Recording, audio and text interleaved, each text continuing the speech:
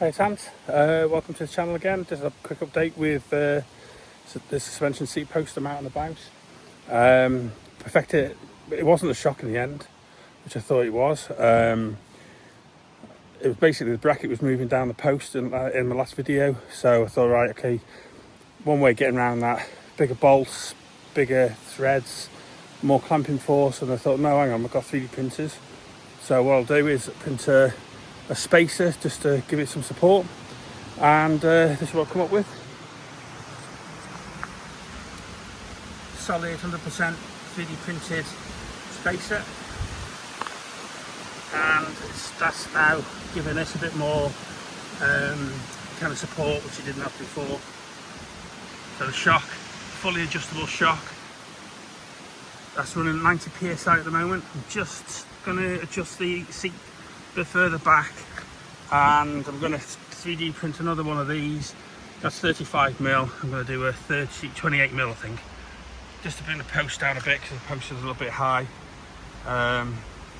Looking by the seat level there and here on the top of the actual handlebars there.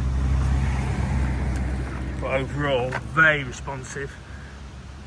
Again, it's so plush. I've just been over some really rough, gnarly stuff, and this is reacting completely different to the Thudbuster. Suntour was the other seat post I've used, and that was good. But to be honest, I'm just bragging a little bit. But this is definitely working. Can you feel it on the bike? No. I've got a TZ8 sitting there. That's awesome. Got a 46 at the back, and the chain line. For those who want to see the chain line is really good. When it's on its lowest gear for climbing, or the highest gear for climbing, either way, big difference. The chain line's really, really good with that adapter I've made there. So yeah, I'm just again, just a few tweaks while I'm out, but overall I'm very, very happy with that. Could be made out of carbon fibre, could be made out of plastic, maybe, just keep the weight down. But I think it looks pretty sweet, to be fair. I've got my 160 35s on the front there, and I've got that shock on the back, and it genuinely feels like I've got a full suspension bike, and it's not.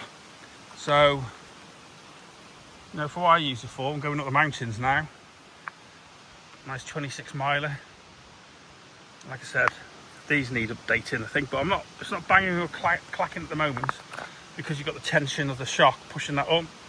So really, yeah, not bad at all. I'm a 3D printed little bracket there, put an angle on the back, and then I used Mansory glue, thanks to Matt Armstrong, tiger seal basically, and bonded that in. Absolutely rock solid. I pulled a couple of these off, and it just works. That just keeps the crud off the shock and off my back, hopefully, when the weather and the season starts to change again. So I'm running a True Tune insert on there, which didn't fit. That's a 3D printer, a bracket for the True Tune. It wouldn't fit this shock. I was a bit kind of surprised, really. And they came back to me, but I said, I could just return it, but it does work. So yeah, very happy with this bike. Thank you, Planet X. Trying to focus in there. 50 quid shock, and I slagged it off, but it's alright. It's not the shock, it's me, and it was that thing moving. So sorted. Thank you very much for viewing. Happy riding, see you again.